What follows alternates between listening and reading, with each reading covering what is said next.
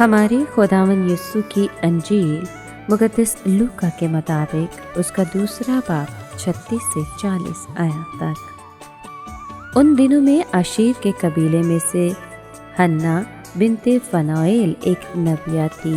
वो बहुत उम्र रसीदा थी और वो कंवारपन के बाद 7 बरस तक शौहर के साथ रही।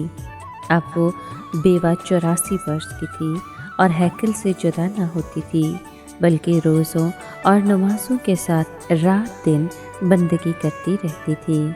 और उसने भी उसी घड़ी पास आकर खुदावंद की हम्द की और उसकी बाबत उन सब से बातें की जो यरूशलेम की रहाई के मुंतज़िर थे। और जब वो खुदावंद की शरीयत के मुताबिक सब कुछ कर चुके तो जलील में अपने शहर नासरत को लौट गए।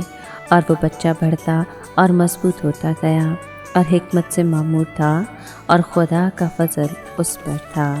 पाक कलाम के पढ़े और सुने जाने पर खुदावंद की बरकत हो, खुदा का शुक्र हो। अजीज़ दोस्तों, आज के कलाम में हमने सुना कि हैकल में हन्ना नामी एक नबिया भी थी जो कि बहुत उम्र रसीदा हो चुकी थी और बेवा भी थी।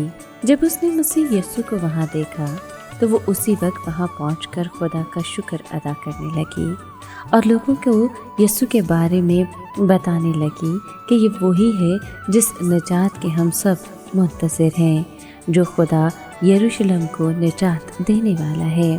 खुदावंद की शरीयत के मुताबिक तमाम अहकामात को पूरा करने के बाद यूसुफ और मरियम गलील के इलाके में अपने ख़ास गांव नासरत को वापस लौट गए।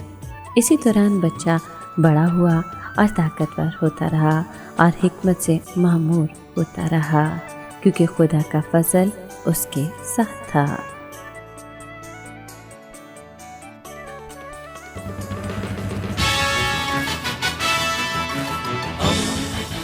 दोस्ती का पैगंबर, रेडियो वेरितास एशिया।